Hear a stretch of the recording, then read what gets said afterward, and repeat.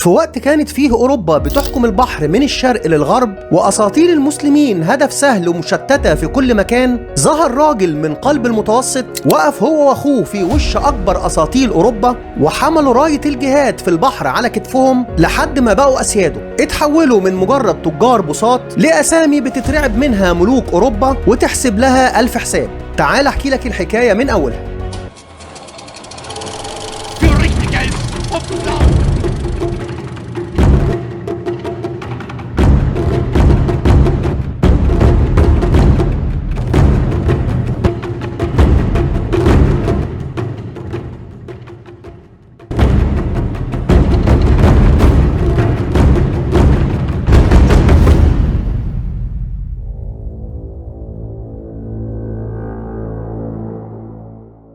اتولد خضر بن يعقوب والمعروف باسم خير الدين بربروسا في سنة 1478 في جزيرة ميدلي، وهي جزيرة يونانية في بحر إيجا. والده أبو يوسف نور الله يعقوب كان أحد الفرسان العثمانيين اللي عاشوا في جزيرة ميدلي بعد فتحها واتجوز من هناك. خلف 4 أبناء هم إسحاق وعروج وإلياس وخضر، ورباهم أبوهم على تعاليم الدين من صغرهم. خضر واخوه عروج من صغرهم وهم بيحبوا ركوب البحر، وعلشان كده بدأوا حياتهم بالشغل في التجارة، فكانوا بيركبوا سفنهم ويجيبوا بيها بضاعة ويبيعوها في ميدلي. خير الدين واخواته اشتغلوا في التجارة في بداية حياتهم بين جزر بحر ايجا، وكانوا ناس عاديين جدا لحد ما يحصل موقف يغير حياتهم ويخليهم يكرسوا حياتهم للجهاد. عروج حب انه يوسع نشاط تجارته، فاخد اخوه الياس واتجهوا الى طرابلس الشام الموجودة دلوقتي في لبنان. وفي طريقهم في البحر قابلوا جنود من فرسان رودس والمعروفين برضو بفرسان القديس يوحنا، ودول عبارة عن مرتزقة تابعين للكنيسة في أوروبا ومقرهم في جزيرة رودس. اشتبكوا معاهم في معركة كبيرة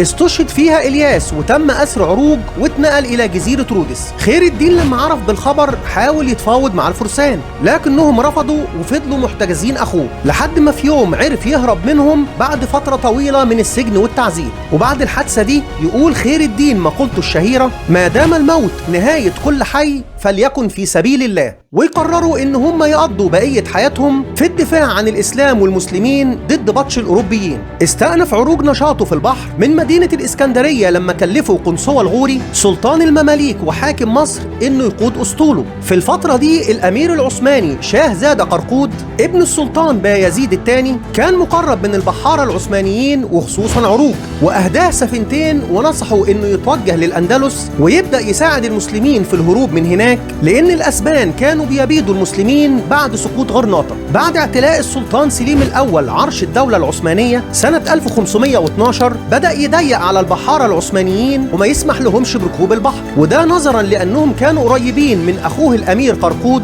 واللي كان في خلاف معاه. طبعا اضطر خير الدين وعروج إنهم يدوروا على مكان بعيد عن إيد السلطان سليم يكون مركز تنطلق منه هجماتهم تجاه الأوروبيين ويخزنوا فيه الغنايم. خد بالك في الفترة دي الأخوين بربروسا ما كانوش رسميا تحت راية الدولة العثمانية، لكنهم كانوا مستقلين وبيجاهدوا بدافع ديني وسياسي وانتقاما من الأوروبيين. قرر خير الدين وعروج الانتقال إلى تونس وجعلها قاعدة لعملياتهم. سلطان تونس الحفصي أبي عبد الله محمد المتوكل رحب بيهم وأذن لهم يستخدموا ميناء حلق الوادي مقابل نسبة من الغنايم اللي هيجيبوها. قضوا الشتاء ما بين سنة 1513 و1514 في حلق الوادي، وبدأوا غزواتهم منها ضد السفن والأساطيل الأوروبية. حقق الأخوين نجاحات عسكرية كبيرة وده خلاهم يتعرفوا أكتر بين البحارة الأوروبيين ويبدأوا يحسوا إنهم مش مجرد قراصنة هدفهم سرقة السفن، لكنهم خطر بيهدد سيطرتهم في غرب المتوسط. ومن الأسباب اللي ساعدتهم في هجماتهم هو موقع تونس ومرونة الدولة الحفصية في توفير بيئة ودعم ليهم. وفي ربيع سنة 1514 ينطلق الأخوين لنابولي جنوب إيطاليا ويخوضوا معركة كبيرة ضد سفينة أسبانية ضخمة كانت بتنقل مئات الجنود. المعركة أدت لنصر كبير وعروج وخير الدين استولوا على السفينة ورجعوا بيها لتونس. الحادثة دي طبعا ضايقت الأسبان وبعت وراهم أسطول من 10 سفن، لكن برضو وينتصر الأخوين عليهم ويسيطروا على 4 سفن. في السنة اللي بعديها بينطلق خير الدين وعروج وحلفائهم من تونس في حملة واسعة على سواحل صقلية، نفذوا فيها مجموعة من العمليات واستولوا فيها على مجموعة كبيرة من السفن المحملة بالبضائع والعتاد. طبعا لو لاحظت ان معظم المعارك كانت ما بين الأخوين بربروسا والأسبان، وده لأنه في بداية القرن ال16 البحر المتوسط كان عبارة عن بحيرة أسبانية. لو جينا نبص على خريطة القوى بشكل عام في البحر المتوسط في الفترة دي هنلاقي ان عندنا الدولة العثمانية في الشرق لكنها قوة برية أكتر ولسه بتحاول تدخل البحر، وفي الغرب عندنا أسبانيا أقوى أسطول في البحر وقتها ومسيطرة على سواحل الأندلس وجزر مهمة ومواني في شمال أفريقيا، وعندهم دعم من الكنيسة والاقتصاد قوي. في النص هنلاقي دولة البندقية واللي كانت أقوى اقتصاد في المنطقة كلها، لكنها محاصرة بين الأسبان والعثمانيين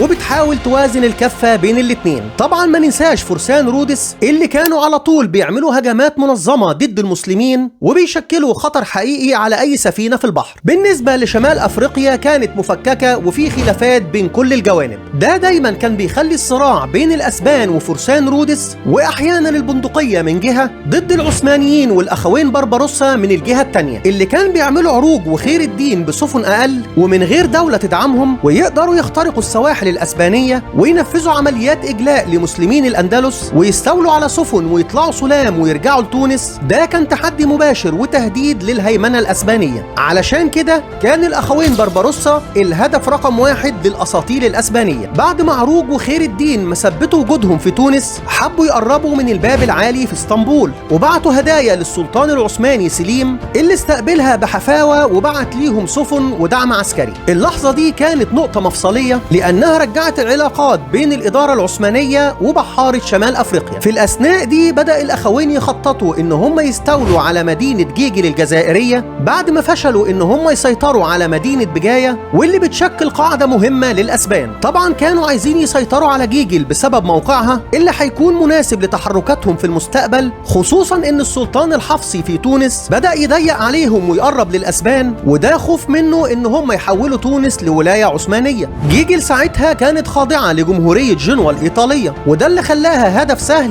بالنسبة للأخوين بربروسا. وبعد تنسيق مع القبائل المحلية يقوم عروج وخير الدين بالاستيلاء على المدينة علشان تبقى أول قاعدة مستقلة ليهم في الجزائر والنواة اللي هتؤدي بعد كده لضم الدولة العثمانية للجزائر. بعدها يجي وفد من العاصمة الجزائرية ويطلب من عروج وخير الدين بتحرير المدينة من الأسبان، وفعلا يقود عروج حملة برية وبحرية تجاه العاصمة ويفضل خير الدين في مدينة جيجل، وينجح عروج في دخول المدينة ويستقبلوا أهلها بالترحاب ويعين نفسه حاكم على المدينة والمناطق اللي حواليها. بعدها عدد من المدن الجزائرية بيعت عروج ودخلت تحت نفوذه، فقام بتقسيم مناطق نفوذهم لمقاطعتين، واحدة شرقية بيشرف عليها خير الدين ومقرها مدينة ديلس، ومقاطعة غربية بيشرف عليها عروج ومقرها مدينة الجزائر. لحد دلوقتي الأخوين بربروسا ومعاهم أخوهم إسحاق واقفين في كتف بعض ضد الأوروبيين لحد ما يحصل موقف هيخلي خير الدين هو الراجل الأهم في شمال إفريقيا والبحر المتوسط. في سنة 1517 صار سكان مدينة تلمسان في غرب الجزائر على سلطانهم،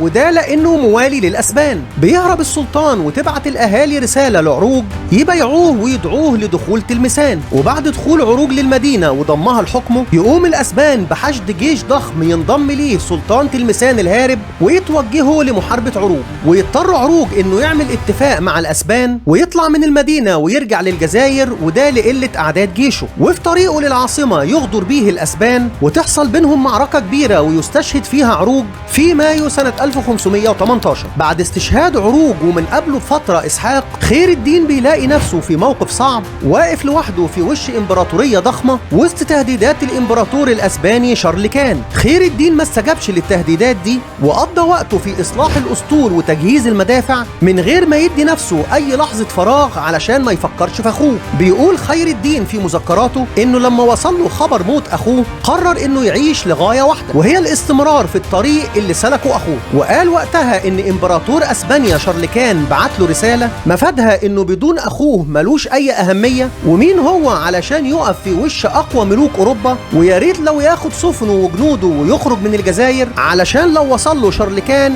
العواقب هتكون وخيمة. طبعا ما استجابش خير الدين للرسالة ورد عليها برسالة شديدة اللهجة، وده خلى إمبراطور أسبانيا يبعت أسطول ضخم عدده 40 سفينة وأكثر من 5000 جندي، ورست السفن على سواحل الجزائر، وبدأ الأسبان في إنزال الجنود. لكن خير الدين كان مستعد للهجوم ده، وعمل خطة محكمة مكنته من إنه يحاصر قوات الأسبان ويفوز عليهم فوز ساحق. بعدها يقدر خير الدين إنه يسترجع مدينة تلمسان ويواجه سلطانها ويقتله، ويبعت الأسطول في كذا حملة ناجحة يرجع منها بغنايم كبيرة من غير ما يخسر أي سفينة. بعد استقرار الأمور في الجزائر لخير الدين وتحولها لأخطر قاعدة عثمانية في غرب المتوسط، وبعد سنين من الصراع مع الأسبان، يبدأ السلطان سليمان القانوني يلاحظ الخطر اللي بتمثله البحرية الأسبانية، وإن حماية البحر في نفس أهمية حماية البر. ولما بدأ يدور على شخص يساعده ما لقاش أفضل من خير الدين بربروسا، وفعلا يقرر استدعائه إلى اسطنبول في سنة 1533 ويمنحه قيادة الأسطول العثماني بالكامل، علشان في أول مهمة يتوجه لتونس ويضمها للدولة العثمانية. وفي سنة 1538 تحصل معركة من أهم المعارك البحرية في التاريخ، وأهم معركة بالنسبة لخير الدين،